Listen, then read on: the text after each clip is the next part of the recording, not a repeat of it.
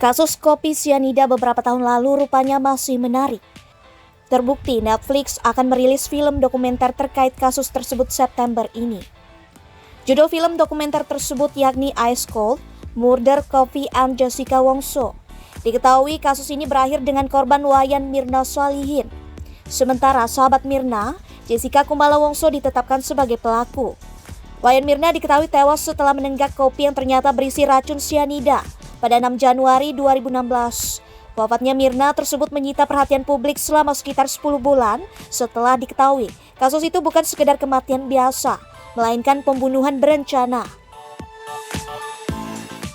Peristiwa ini bermula ketika 4 orang yang berteman sejak kuliah di Billy Blue College, Australia ingin reuni di Jakarta. Mereka adalah Mirna, Jessica Kumala Wongso, Hani Bon Juwita, dan Vera. Pertemuan itu terlaksana pada 6 Januari 2016 di Cafe Oliver, Grand Indonesia, Jakarta Pusat. Namun hanya 3 orang yang hadir lantaran Vera absen. Pada hari naas tersebut, Jessica lebih dulu tiba di Oliver sebelum pukul 16 waktu Indonesia Barat untuk menghindari kebijakan 3-in-1, satu mobil minimal berisi 3 orang.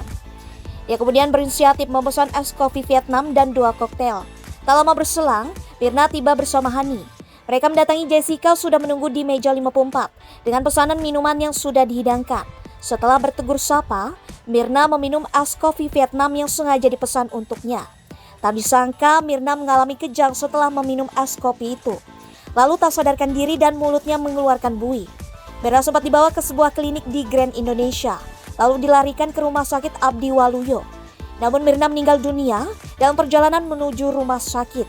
Setelah Mirna dinyatakan wafat, ayah Mirna, Edi Darmawan Salihin, lantas melaporkan kematian putrinya ke Polsek Metro Tanah Abang, lantaran menilai anaknya tewas tidak wajar.